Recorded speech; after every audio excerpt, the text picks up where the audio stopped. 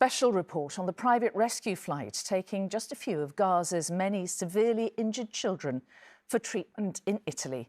ITV News was invited to film their journey from Egypt, which is being paid for by the UK charity Save a Child. Among those receiving specialist treatment is 3-year-old Ahmed. He lost both his parents and his legs in an Israeli airstrike in the early days of the current Gaza war. Despite the horrors he's experienced, Ahmed's bravery and spirit shine through. As our correspondent Rachel Younger reports, he and the other children are now safe, but their story is really heartbreaking.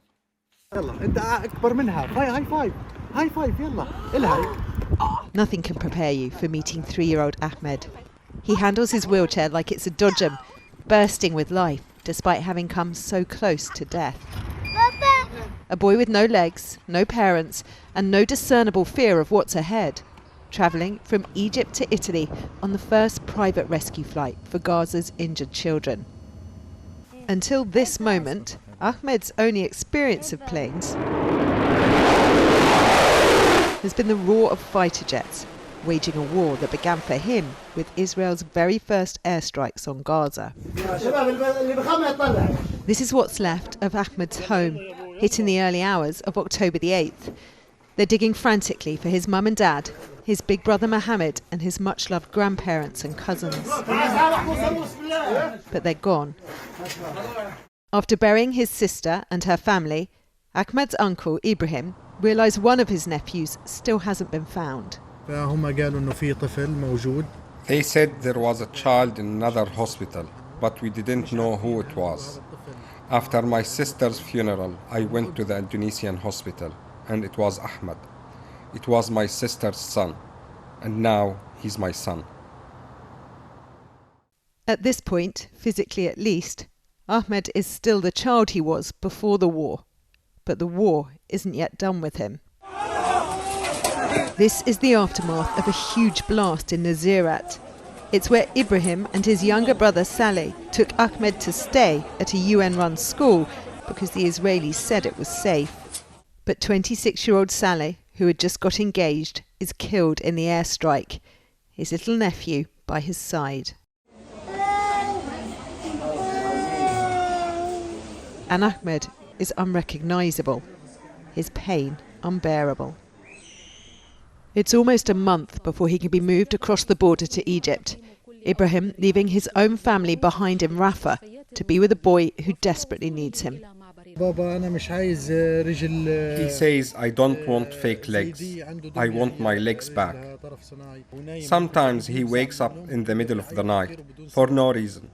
I guess he's thinking back to losing his family or his legs or the terrible things he has seen. Ahmed's seen things no child should see. Exhausted by a day of travel, who would want to picture the images that haunt their dreams? Children whose minds are as scarred as their bodies, but who still say thank you for every act of kindness and delight at the sight of the new country ahead of them. It's harder for the adults who are travelling with them, just one per child, far more aware of what's left behind. It's difficult to leave Gaza for me because my husband, and my child in Gaza. But for Amir's treatment, you need to go. I need to go. The separations feel endless. While Ahmed has started to call Ibrahim Baba, his real dad will never celebrate another one of his birthdays, nor witness the courage of a boy refusing to bow to the hand he's been dealt. Given their injuries, it's impossible to call any of these children lucky, but they are at least safe. And for Sally, whose charity Save a Child has worked tirelessly to get them out, the relief is immense. They're the most amazingly resilient children, with all those injuries, or really sick, and yet they're smiling, laughing, playing. Really, they're incredible children. I'm so happy that they're safe. By 2 a.m, it's finally the end of their journey. But so many children just like them remain trapped in Gaza. The aid agencies are using a new acronym, WCNSF, or Wounded Child, No Surviving Family. 5 words and one little boy that sum up 7 months of horror. And Rachel is in Trieste in northwest Italy, where the children are being treated. I mean, such a moving report, Rachel. This flight was organised by a British charity. So why is it that the children are being treated in Italy?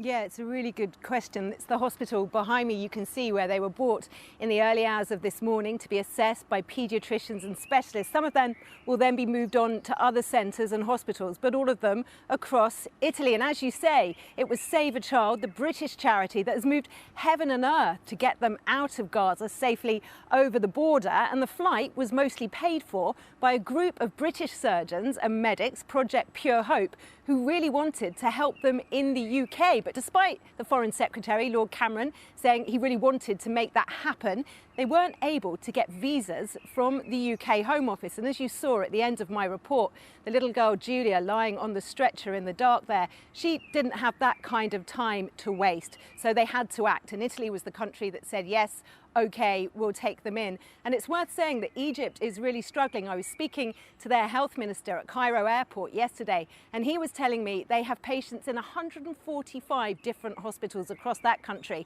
He says that despite the fact that NGOs and other international governments are contributing, it covers less than 10% of the cost of treating those patients. So more international help is badly needed. But in better news, I can tell you that Ahmed has spent most of today outside enjoying the trees and the sunshine, and of course racing around these grounds in his wheelchair. Despite everything, he really is irrepressible.